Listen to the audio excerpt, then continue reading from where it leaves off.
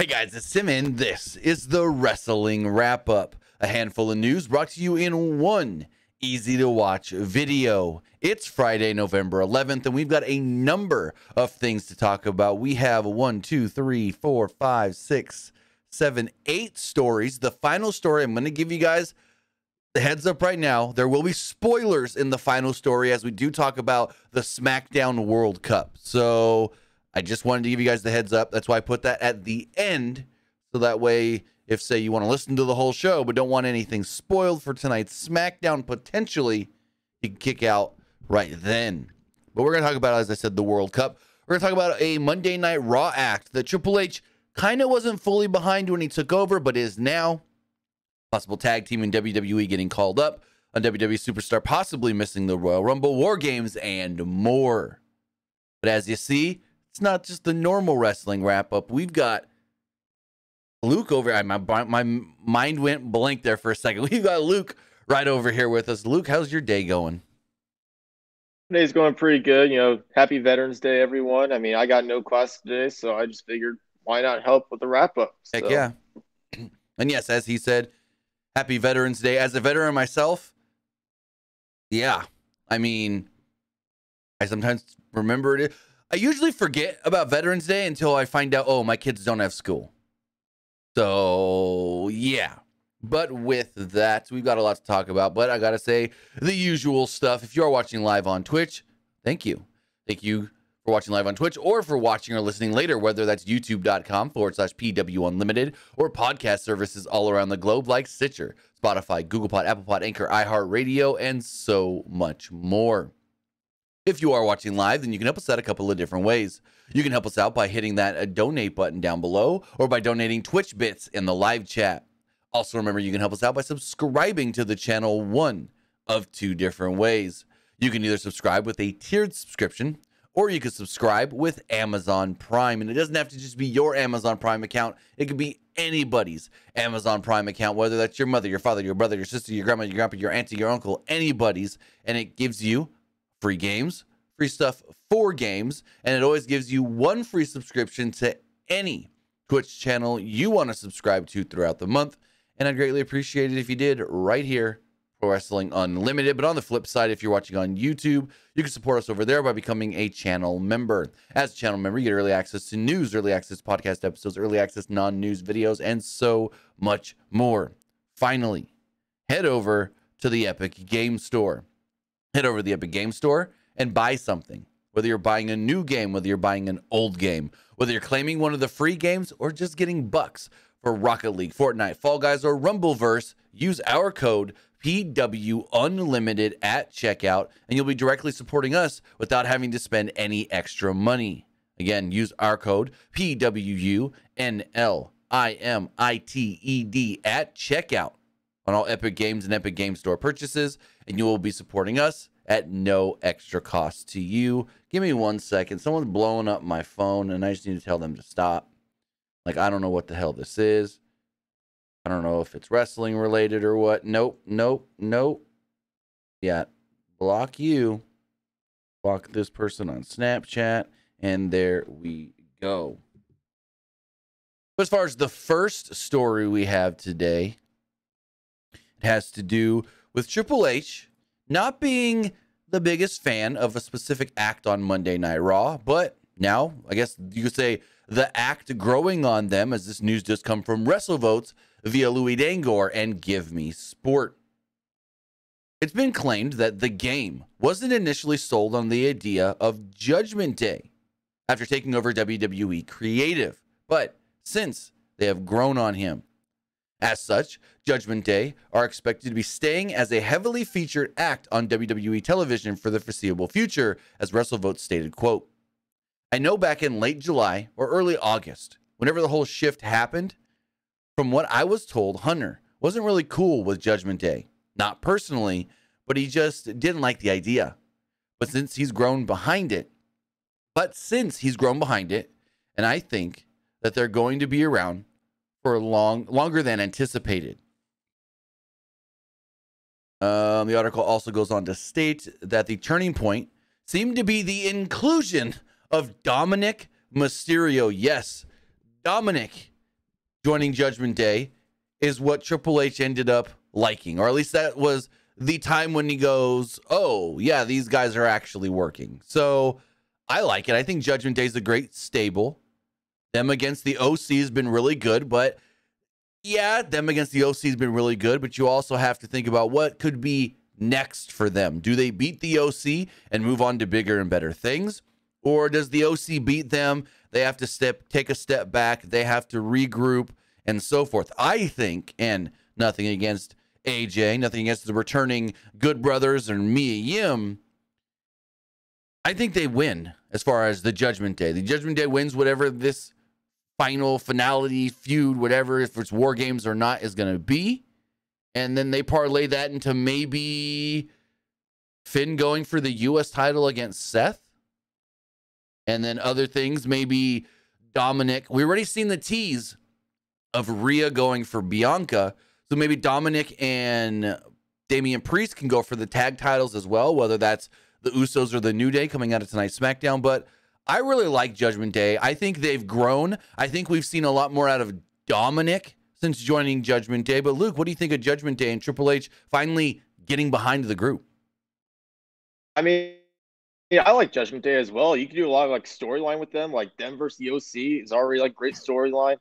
I mean, eventually they're gonna do like Dominic versus Ray, maybe towards like SummerSlam.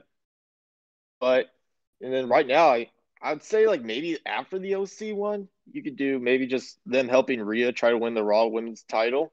Right. Is what I would say. I mean, I like that because she's been trying to help them so much.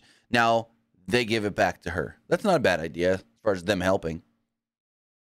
Oh yeah, absolutely. But could that then lead to Bianca needing backup and getting the Street Profits to help her against them? Just a thought. Maybe.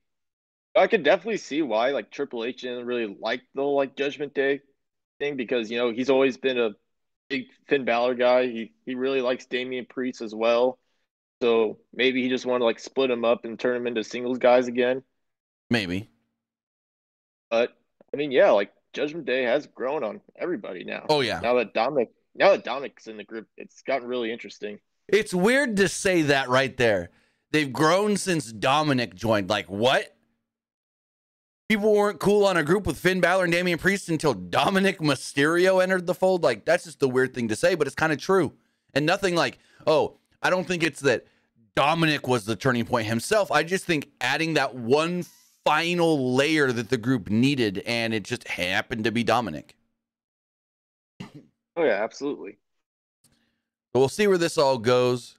We've got Survivor Series and War Games. I mean, they could, but something in my mind says they're not going to be involved in the War Games match, and that the men's War Games match is going to be for SmackDown and the Bloodline. That's just my thought. I don't have any news or info on that, but it just feels like Bloodline's going to be involved in something, and I doubt it's the Bloodline versus Judgment Day. So, plus Judgment Day would need to add 2 more men because it'd be 5-on-5. I don't know. But no, I don't think they're involved in... We just saw the or the 6-man tag. We don't need that again. Like, we just saw it at Crown Jewel, so... I don't know what direction they go now with the OC, whether it's mixed 8-man tag or 8-on-8, whatever you want to do with Mia and Rhea. But I hope that they don't, what's the word I'm looking for, go away anytime soon. I like Judgment Day as a group. And even as a group, as we've seen in the past, you can branch certain people off to do singles things. Like I said, have Finn go off and try to go for the U.S. title, but then you still have Damian and Dominic going for maybe the tag titles, or just building themselves up as a tag team, because we haven't seen the different layers that this group can do. We've just seen them as a 4-man unit. But now you can start piecing things in and shuffling people different ways, but still keep the group together. Kind of like Undisputed Era back in NXT back in the day. Yeah, and like the other question is like, if you were to break them up, like how would you really do it? Like, if someone lose a match and then everyone just like goes their separate ways, or like that's the question right there. Well, I mean, one way to get Dominic out is Dominic versus Ray, and if Ray wins, Dom's got to leave the group. I mean, that's one way to get Dominic out. Other than the others, I don't know. Someone screws up and they turn on him, like with Edge a little bit, but he really didn't screw up. That's a tough one, how you break the group up. It's always tough on how do you break up a group. I mean, like, I like Judgment Day, and we'll see where this goes. We'll see how much longer they keep the group. I would say maybe like a little bit after WrestleMania, I would say. Oh yeah, for sure. I would have, like I said, I would have Finn go for that US title, maybe even Finn versus Seth at WrestleMania if Seth's still the champion, with like Judgment Day trying to help him, and Seth, the big baby face, can either fall or prevail. Oh yeah, absolutely. But with that, speaking of breaking up groups, looks like one WWE tag team could be getting split up soon when one member comes back from injury. Initially reported by Mike Johnson over at PW Insider. Johnson did initially report that Robert Roode has been spotted this week in Birmingham, Alabama, as he has been out with an injury and expected to possibly return sometime soon.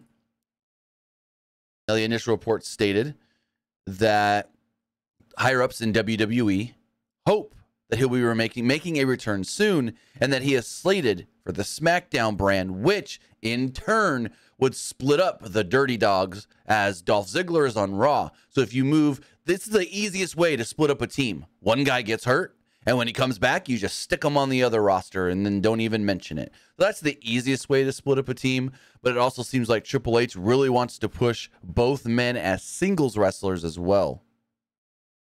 PW Insider also pointed out that Triple H has talked about Roode making his return to SmackDown and getting a heavy push on that brand. We'll see exactly where that all leads to. They haven't done anything with Dolph in a long time. I mean, Dolph did a WWE credit card commercial with Alexa Bliss recently, and that's like it. Other than that, in house shows, Dolph don't do nothing. But I like Robert Roode. Alexa, stop. Can you never say her name without my echo going off? But I like Robert Roode. I think he's a great singles wrestler. I think he's also a great tag team. He's versatile. He could be good on his own. He could be great in tag teams. What I wish they would eventually do, which I don't know if they ever will, go sign Jake Storm, or not Jake Storm. Why, my mind just, what the hell? Jake Storm. James Storm. I don't know why I said Jake. Go sign James Storm and bring Beer Money to WWE. Beer Money was one of the greatest things ever in TNA, and I think they would do great in WWE, especially under Triple H, because I think Triple H would know how to use them right. As far as Robert Roode goes, I mean, we could just get the glorious Robert Roode like he was in NXT. I never liked how Vince used him. I thought Vince just always saw him as an extra guy that's good, but never anybody that's going to have any major success. I mean, yeah, they won the Raw tag titles, him and Dolph, but it's like, what else did he really do on the main roster under Vince? So I think Triple H would use Robert Roode very well. I mean, he also won the U.S. title. Yeah, but SmackDown. Who remembers that? Because you just reminded me of that, and I didn't remember that. And also, like, the question is, like, do they change his name back to Bobby Roode? That's the real question. I don't think it's necessary, maybe, but I don't think it's like needed. Robert Roode, Bobby Roode. I think it depends on if he wants to be like a cool character, you change his name to Bobby. If you want him to be like super serious, you change his name, you keep it at Robert. But I don't think it really matters. Yeah, and like, hey, tonight's the World Cup. Maybe you throw him in the World Cup tournament. Oh, we're going to talk about the World Cup and spoilers on who can be in that a little bit later. But as far as him in WWE and his success, one NXT title reign, US title reign, SmackDown, it was a SmackDown SmackDown tag titles, once with Dolph Ziggler, Raw tag titles, once with Dolph Ziggler, once with Chad Gable, and he's a former 24/7 champion. He won that big prestigious belt. So, yeah, Triple H really wants to push Robert Roode. Hopefully, I like the name Bobby Roode. I always thought Bobby Roode rolled off the tongue really well. But I think him and James Storm need to get put together in WWE. I don't know what James Storm's status for wrestling is. He hasn't really done much in the last year, but I always loved Beer Money. I thought they were great. Oh yeah, absolutely. I love Beer Money as well. Maybe Robert Roode maybe wants to push WWE to get James Storm in WWE, Right. but we'll see. Let's see. When was James Storm's last match? James Storm last worked the match. I know he's been doing stuff for the NWA, but his last match was... Oh, he's working regularly, actually. Okay. He's doing a lot of random stuff. Oh, he's been... Wait. He's the current OVW heavyweight champion. He just won that title a month ago. Holy crap, I did not know that. Didn't he also do some stuff in Impact a little while ago as well? With that whole Honor No More stuff? Yes, but no. He just lost the ROA or the OVW heavyweight championship. That's what it was. He won it in August, lost it in October. That's what it was. But he's been working regularly. I did not realize that. It's a lot of indie stuff. He did work the Ric Flair's final match. He was in the Battle Royal for that. As you stated, he did some stuff earlier this year with Impact. He was on team he took on Honor No More when he teamed with the Briscoes. Then him and Chris Harris reunited as America's Most Wanted, and he lost a match to Steve Macklin. He's also worked matches for, of course, OVW, Black Label Pro, CWE, and he just had a match 2 weeks ago for EWE Neon Massacre in the UK. So he's getting out there. He's still working regularly. So that's a good sign. That's a good sign that he's still working regularly. And it's not like someone's got to say, hey, you haven't worked in a while, come here. But speaking of former NXT wrestlers on the main roster, it looks like Cameron Grimes is on his way to the main roster, as I guess you could say his loss this week on NXT to Joe Gacy was his final. Cameron Grimes has been tabbed for WWE's main roster, according to a new report from Dave Meltzer. During a review of Tuesday's WWE NXT on Wrestling Observer Radio, Meltzer stated that Grimes will be called up after his current feud with Joe Gacy is over and could have ended this week with the loss to Gacy. He recently made his main roster debut on Main Event in October, taking on and defeating Akira Tozawa. We also saw him on Raw recently when he was recruiting the Good Brothers to team with him on NXT. And yeah, I really like Cameron Grimes. But it's like, where does he fit in? There's just something like, I really like Cameron. No offense, I really like Cameron Grimes. But I just don't see him as a guy that they're going to like push super hard. If you know what I mean. He could do well. He could do well in the mid card, though. I mean, him going after the US belt or like the IC title. I think fans wouldn't mind that. No, not at all. But it's just like, I don't know. There's just something, and maybe once he comes to the main roster, it'll all click. But there's just something for me that makes me feel like he's gonna be in that not going for the US title, but just one step under, like always getting like opportunities in number one contender matches, but always getting just not right. I don't know. There's just something, and maybe it's the way they used him in NXT where it was a lot of start and stop with him. And that's maybe why I'm thinking that, because there was a lot of, we're going to push him hard. And then they didn't really do something for a little bit. And then they pushed him hard again. And then they kind of didn't do something. So maybe it's that, the start and stop in NXT, that just doesn't give me 100% faith when he comes to the main roster. Here's the other thing. He's very, very good in the ring, but I also think they may think, oh, he's a comedy guy, so let's just use that as his strengths. I mean, yeah, I do get what you're saying. Like, I'd say maybe like on the black and gold NXT, he was kind of like a comedy wrestler. But like when they transitioned to 2.0, I feel like they really like used him seriously. Like they put the North American belt on him. They had him go after the NXT championship. So now it's like, all right, Triple H is in charge. So how does he use him on the main roster? But you kind of just contradicted yourself there. You said that he wasn't used too well in black and gold. That's when Triple H was in charge, though. So just saying. But I mean, I'm all for Cameron Grimes coming to the main roster. I like it.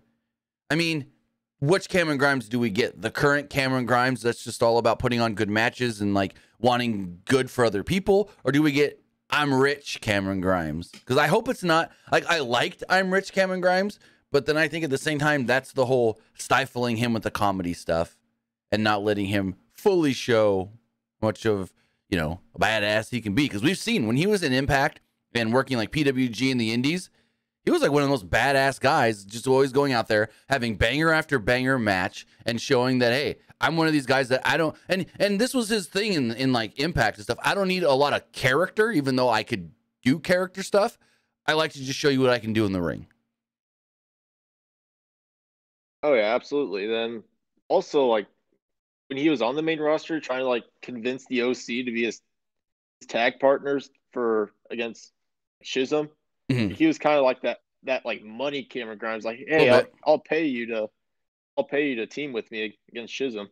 Right. And I like that because it was, it was a version of I'm rich, but not the over the top, I got so much money, it's all I am rich. So it was just the, I've got money, money talks, but I'm still serious Cameron Grimes, if you know what I mean. So Cameron Grimes never worked War Games. War Games is coming to the main roster, and it looks like War Games is going to stay around for a while on the main roster, as we got a pretty good update in this week's Wrestling Observer newsletter on how Triple H really wants big moments in this year's War Games match, just so in the future when they're promoting War Games, they got big things they can show in the video packages, as Dave Meltzer wrote the following in today's Wrestling Observer newsletter. We were told that they are looking for some great visual shots of big spots out of this year's War Games, because War Games will be a regular presentation on the main roster going forward, and they want that spectacular looking shot to promote it in future years. They don't like the idea of having to use NXT footage to promote a main roster pay-per-view, but it's the only modern War Games footage they have, and so much of that footage includes guys that, well, are no longer in WWE. So it looks like Triple H really wants, and it's no surprise. I mean, Triple H has always talked glowingly about wanting to use War Games and doing War Games, and now he's got the main roster. He's doing War Games. Like, that's one of the first things we heard him implement was, I want War Games on the main roster. And so now when you think, what big spots can they do? I mean, of course, someone jumping off the top of the cage, but if we're trying to predict who can do what, it's kind of hard right now because we don't know any of the... Oh, I just thought of something. So tonight on Smackdown, it's the Usos versus the New Day. I think we could maybe get the Bloodline against Team New Day inside of War Games, depending on how tonight's match goes for the tag titles. Just a thought.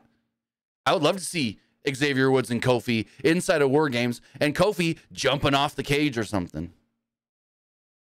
Yeah, that would definitely be fun. Or the Usos doing like the Uso splash Right? off top of the War Games cage.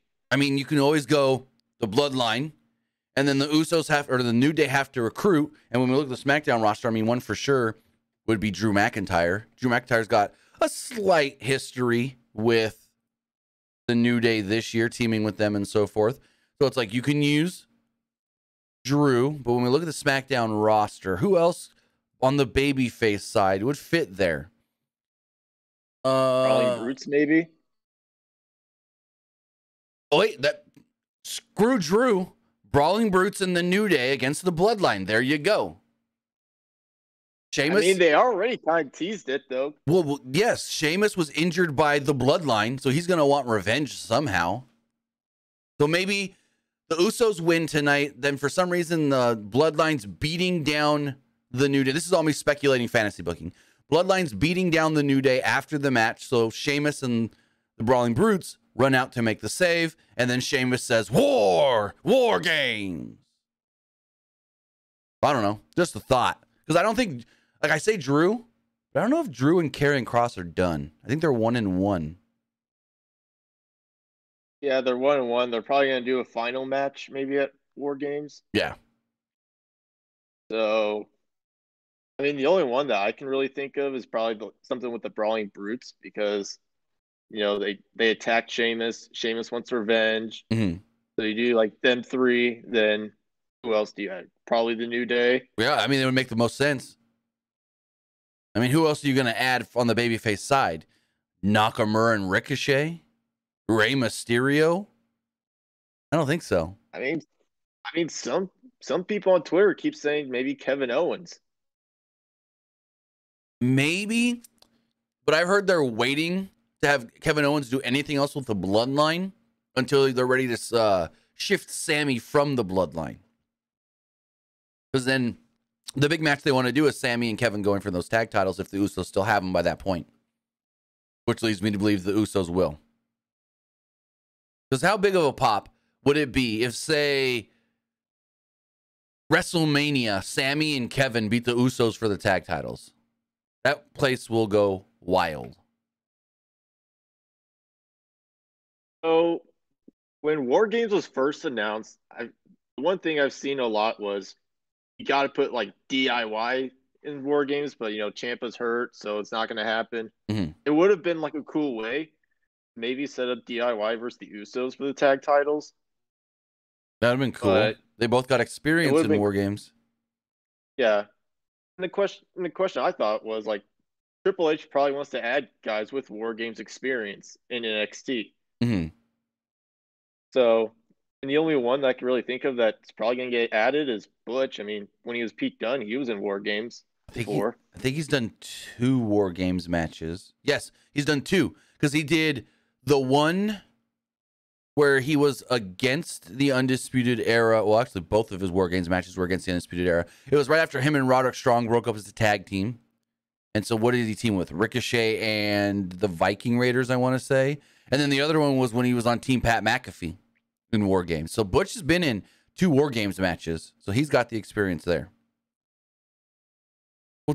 And like, yeah, he can be a guy that can just like tell the guys like, all right, this is what you do in like War Games stuff. Like, I got the experience. I'll tell you what to do. Well, I mean, kind of thing. I don't think you need the Usos to be told what to do in a War Games match. They've had cage matches and Hell in a Cell matches and stuff, but I get where you're coming from. He's got the experience, so he could be like, hey, these are spots that we've tried that work, and these are spots that we've tried that didn't really work too well. So, no, I get what you're saying, though. I just think it's funny. Hey, Usos, let me tell you what to do. But one wrestler that's not going to make it to War Games, they may not even make it to the Royal Rumble. Well, that's Natalya, who recently had surgery. Unfortunately, it looks like Natalya is going to be out a little longer than expected, as Dave Meltzer wrote the following in the Wrestling Observer newsletter. Natalya suffered a dislocated nose and needed surgery on 11/7. She will be out of action a minimum of 3 months and perhaps a little longer because they will be waiting for it to fully heal, and it isn't the 3 weeks back after a broken ankle that she had a couple of years ago just to prove that she can actually come back that quick. So unfortunately, she got kneed in the face by Shayna Baszler, dislocated her nose. She ended up having surgery, and it's weird that they say she's going to be out for 3 months. I mean, it's not a fair comparison because he's a robot, but John Cena broke his nose to a knee to the face, like big time broke the nose, and he was back like within weeks to work SummerSlam against Seth. So hopefully she can return sooner than 3 months, but damn, 3 months for a broken nose? It must have been more than just a broken nose, because I heard that she was dealing with some sinus issues as well. So this, like, her having to get the surgery was a blessing. So maybe it's more than just the broken nose. I mean, maybe like, yeah, like I hope she gets better sooner than 3 months. I mean, yeah, I remember when John Cena like shattered his nose, like Seth Rollins like kneed him in the face, and he was like, right, gushing out blood. His nose was all kinds of crooked. Oh yeah. So hopefully Natty gets back sooner. I just wanted to hit on that one just in case people go, where's Natalya been? I thought her injury wasn't that bad, because initially they made it sound like it wasn't all that bad, but yep, they think she's going to be out for quite a while. I mean, it's 3 months doesn't sound like a long time, but when you think about the injury itself, you go, huh, that's a while for that. But all prayers go to Natty to come back soon. But somebody that isn't going anywhere, but some people don't really like right now. That's Braun Strowman. Braun Strowman sent out a tweet earlier this week that got a lot of people upset. He then deleted the tweet, but then kept on harping about his flippy floppy stuff. And Fightful did write the following about all this quote unquote heat that Strowman has, stating the following. The heat on Braun Strowman is very real. Braun Strowman gained criticism from several of his colleagues after WWE Crown Jewel when he targeted, quote, grocery baggers and, quote, flippy wrestlers, with numerous tweets speaking out. Those that we spoke with said that Strowman has actually been on his best behavior backstage since returning to WWE and had been easy to deal with, but, quote, social media Braun has been another story. WWE management is aware of it, and at least one that we spoke to thought that it was an immature approach by Strowman. It was reiterated to us that it's not a part of an ongoing or upcoming angle, and likely won't be turned into one itself. However, it was suggested to us that Strowman could eventually be ribbed or referenced on screen or on commentary for his stance. One wrestler claimed, quote, they'll never do a flip in their life, said the tweet. This person said the tweet shouldn't have happened, saying the quote, we need them and they need us. Wrestling is everything. There's very little truly right and wrong. He didn't come up with this business doing the things that a lot of those people did, so he probably just doesn't understand it. So basically they're saying, and that was kind of a little convoluted there, basically they're saying he can't do flips in his matches, so he doesn't think that that's the right way to go. He was taught because you're a bigger guy, do bigger guy things, and that the other things, they're not for, I don't know. It's all kinds of weird. I don't know why he did this once he first left WWE when he was released. He went on a whole indie guys can't work and all they do is flip around. And then now he's back and he's doing it again. It's just very weird of Braun Strowman. It's kind of like the control your narrative like rules where you like can't do like flips and stuff. Right. Yeah, maybe he has like that kind of mindset on him. It's weird. I mean, there's not much more to say about it. We talked about it earlier this week as well, but I just wanted to bring it up that people in the company are aware of it, but it's real. It's not a storyline he's trying to work with like Ali or Ricochet, and some people are truly upset about it. And someone here on the Fightful post about it says basically what you said. You can take the man out of control your narrative, but you can't take the control your narrative out of the man. Basically what you said. So as we move on to our next story, we're going to shift off of WWE for just a little bit and talk about Bandito, who was recently signed by AEW. And this Bandito stuff has been weird because we've heard Bandito signed, and then we heard Bandito agreed to sign, and then we heard Bandito's got a handshake agreement, and then we finally heard, oh no, Bandito put pen to paper. But Dave Meltzer has some more info on Bandito's contract with All Elite Wrestling as he wrote the following. We can't confirm the deal is for 3 years and has a maximum number of dates on it. We don't have the number, but it's more matches than most AEW wrestlers work in a year now, so that shouldn't be an issue, but that could change if they do house shows. In the end, he realized he couldn't sign with WWE because he's got a child in Mexico and his significant other doesn't want to move from Mexico and he doesn't want to not see his child all the time. Working for WWE, where they'd want him in NXT at first, would require him to be based in Florida, and if and when he got to the main roster, he'd be away from home far more than with AEW.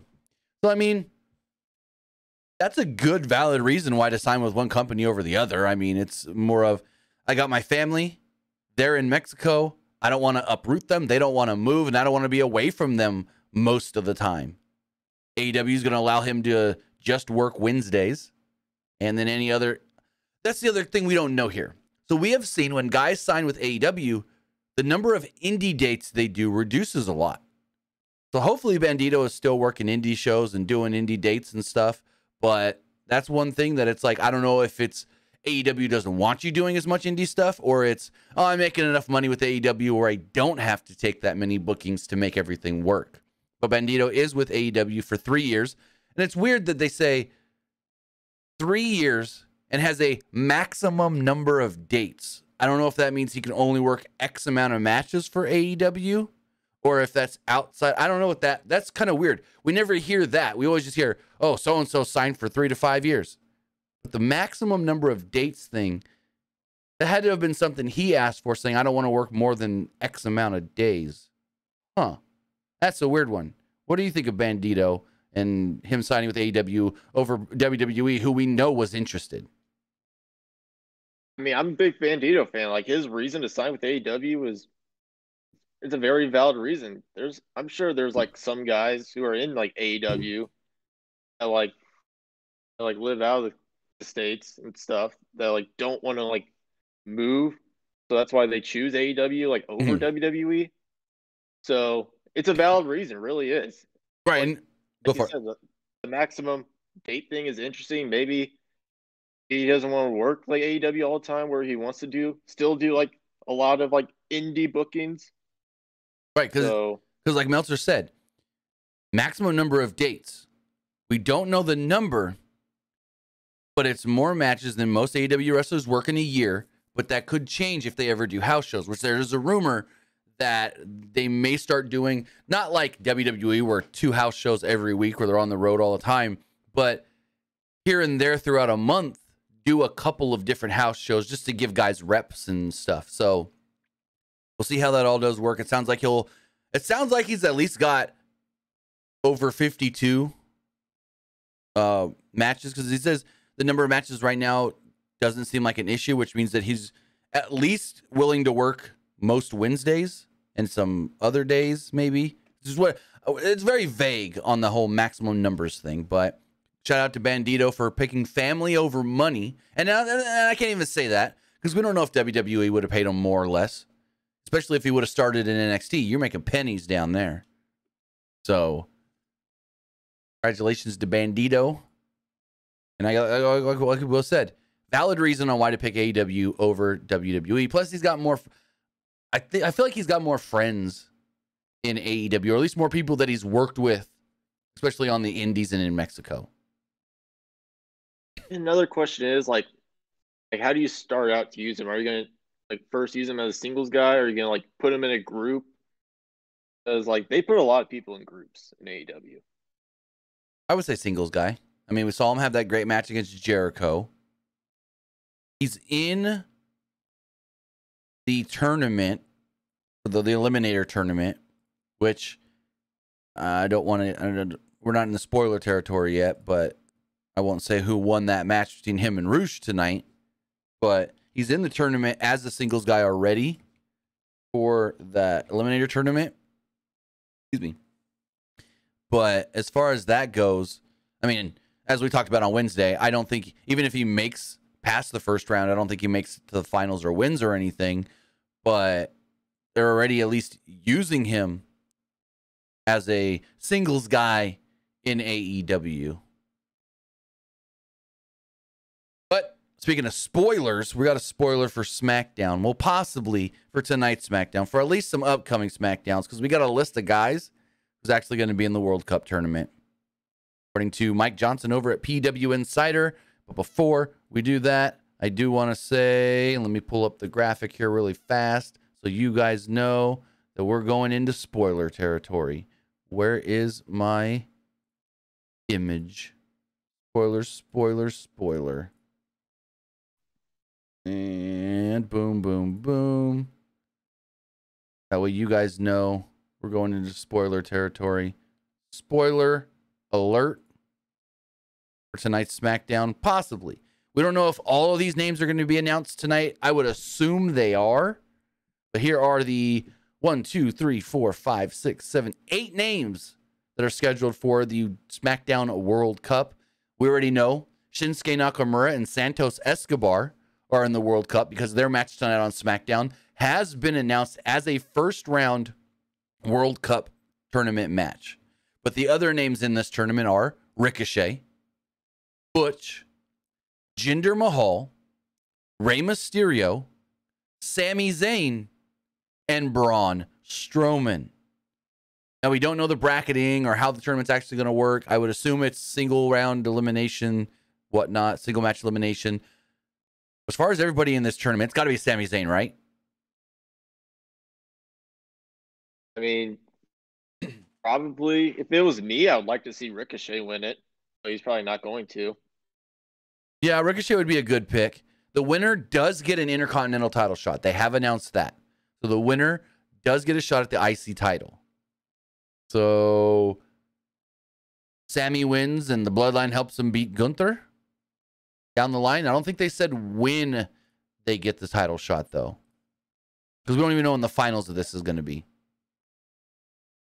Kind of surprised Solo Sikoa isn't really like in the tournament though. Yeah, that would be a cool one though. That was one that I expected actually over Sammy, to be honest. Like, I didn't expect to see Sammy's name. I didn't expect to see Jinder Mahal, but I did expect to see Solo Sikoa. So it is weird that they didn't use him. If they could have done like Solo Sikoa's in the tournament and Sammy helps them win. Exactly. Since Saturday in the Twitch chat says, why is Ray in the tournament? He lost the title match. Well, it's not like he's just in another match for the title. He's going to have to earn it going through 3 matches, I would assume. So I'm not against Ray. It's a big name you can put in this tournament. Also, you want guys from all around the world since it's a World Cup. So you have guys from Japan. You have guys from Mexico. You have guys from the UK. You have guys from India, even though Jinder's technically from Canada. You have Sammy from... So you just want all different types of people from different parts of the world. Oh yeah, even if like Ray loses, like Ray's a big enough name where if you beat him, it's not going to affect him that much. Right. And like you got to do something with him on SmackDown as well. Exactly. Like they bring up the him and Dominic feud again. Right. But with that, guys, let me do one last check, see if there's any news we may have missed or any main stories of anything we may have missed today. But I think that's all we've got. Yep, that looks like it. That is everything we've got as far as the wrestling wrap-up does go. Remember, tonight is Friday Night Smackdown. And as far as tonight's Friday Night Smackdown, we do know that the World Cup will kick off with Nakamura versus Escobar. We have a 6-pack challenge where the winner gets a shot at Ronda Rousey and the SmackDown Women's Championship. It's Liv Morgan, Raquel Rodriguez, Shotzi, Sonya Deville, Lacey Evans, and Xia Li. Not sure why Emma's not in that over somebody like no offense, Xia Li or Lacey Evans. And it's title versus record. The Usos against the New Day. If the New Day win, they save their record of longest tag team champions and win the tag titles. If the Usos win, they retain the tag titles and will beat the New Day's record. So basically, it's record versus title, sort of, tonight on SmackDown. So with that, we will be live following tonight's SmackDown, talking about that show on the Blue brand and everything else that does get announced as we're creeping closer to Survivor Series. So with that, guys, have a great rest of your Friday. If you don't join us anymore if you don't join us tonight for SmackDown, then have a great weekend, and we'll see you next time. Have a good one, guys.